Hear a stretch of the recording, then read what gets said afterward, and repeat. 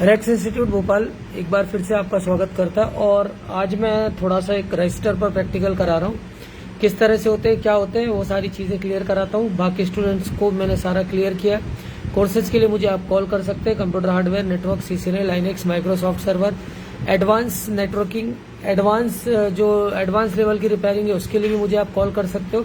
और जिस तरह का भी कोर्स आप सीखना चाहें उससे सारी चीज़ें अपने यहाँ अवेलेबल हैं। तो आइए रजिस्टर पर सीरीज, पैरेलल और वोल्टेज डिवाइडर तीनों का हम प्रैक्टिकल यहाँ पर करने जा रहे हैं और सारी चीज़ों को समझने जा रहे हैं। तो चलिए हम देखते हैं किस तरह से। तुम्हें क्लियर हो गया ना सारा? अब देखिए रजिस्टर पर मैं समझाने जा रहा हूँ सारी चीज़ें। सबसे पहले हमारे पास रजिस्टर जब भी आएगा तो रजिस्टर को हमें सीरीज में देखना है और पैरेलल में देखना है। तो सीरीज में हमारे पास रजिस्टर है, देखिए कौन सा रजिस्टर कितने ओम का है? 330 ओम का। दोनों हमने 330 ओम के रजिस्टर ले रखे।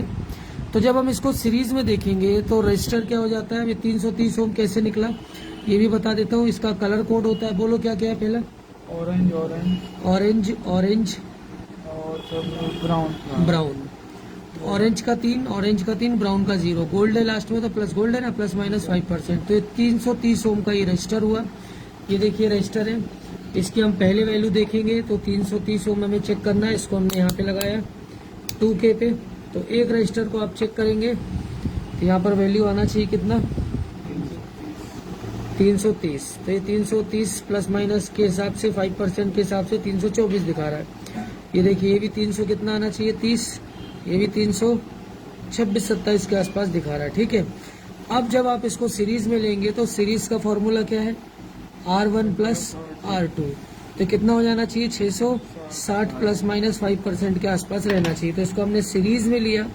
जब हम सीरीज में लेकर इसको चेक करेंगे तो इस तरह से चेक होगा, देखिएगा ध्यान से। तो ये देखिए यहाँ पर, उसको इधर लो, मीटर को इधर लो, इसके पास मेरे नीचे ये देखिए 650 दिखा रहा है, प्लस माइनस 5% टॉलरेंस। ठीक है।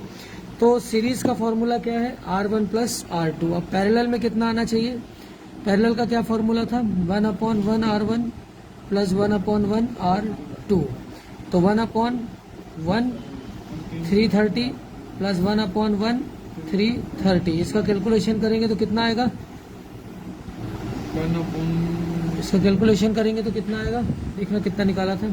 तो इसको देखिए आप 165 ओम के आसपास ये वैल्यू देगा। तो 165 देखना हमें, तो इसको हमने पैरेलल में लिया ये इस तरह से। तो जैसे ही आप इसको पैरेलल में लेंगे ये वैल्यू क्या करेगा?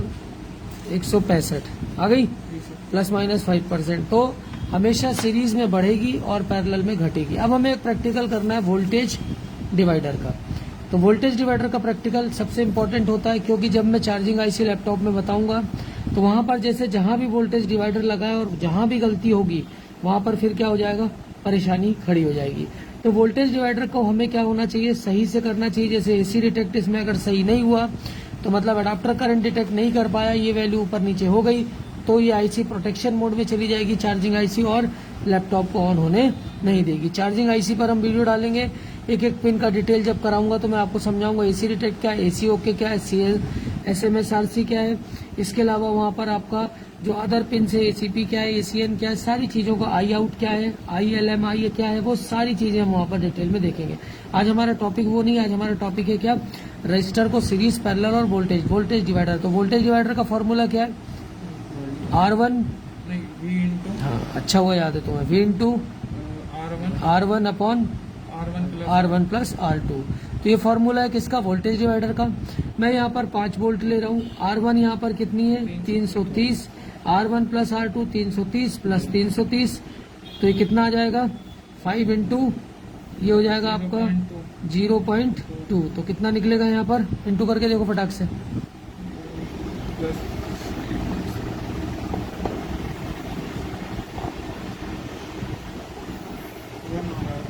330 अपॉन 360 करो,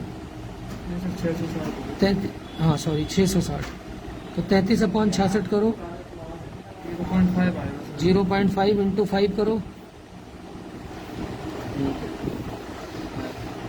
2.5। यहाँ पर आना चाहिए 2.5 वोल्ट। ठीक है। तो वोल्टेज डिवाइडर का फॉर्मूला अब देखिए ध्यान से, एक बार फिर से लिख देता हूँ। यहाँ पर हमने वोल्ट इन किया 5 वोल्ट, यहाँ पर हमारा 330 ओम और यहाँ भी 330 ओम और ये हमारा ग्राउंड है। तो यहाँ पर कितना आएगा 2.5 वोल्ट आना चाहिए।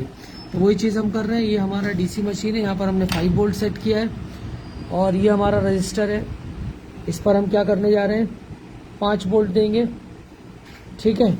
और यहाँ पर ग्राउंड करेंगे तो ये हमने एक ये 5 वोल्ट किया, सॉरी इसको कर लो ग्राउंड, यहाँ से कर लो, और इसको कर रहे हैं हम ऊपर से 5 वोल्ट, ठीक है। ये देखिए ध्यान से।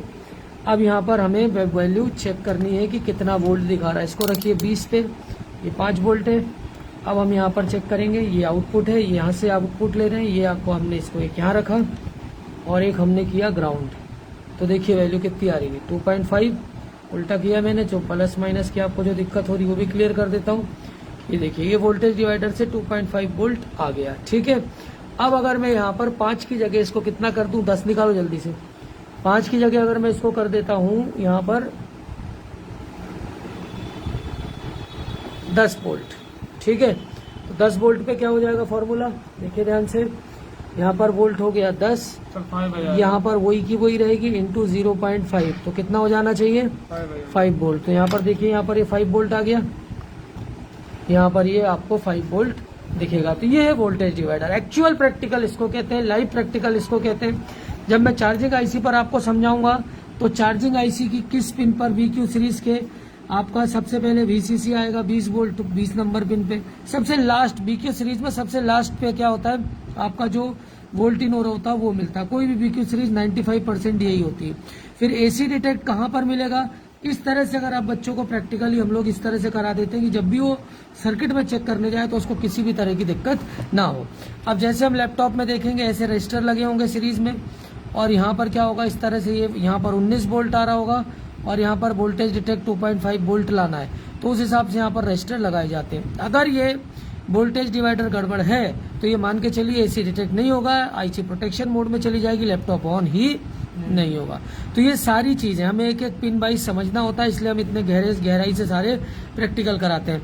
अब 10 की जगह अगर मैं इसको 20 कर दूंगा तो क्या होगा वो देखिए फटाक से। 20 इंटू यहाँ पर यही रहेगा 0.5, तो 20 इंटू 0.5 कितना हो जाएगा, यहाँ पर हम इसको 20 कर देते हैं, 10 वोल्ट। अभी देखिए ये गर्म होने लगे रजिस्टर, तो हमें ज्यादा ओम के रजिस्टर चाहिए। मैं आपको जल्दी से इसको चेक करा देता हूँ, जल्दी लगा। ये देखिए यहाँ पर 10 दिखा दिया। तो ये इस तरह से आपका क्या होता जाएगा।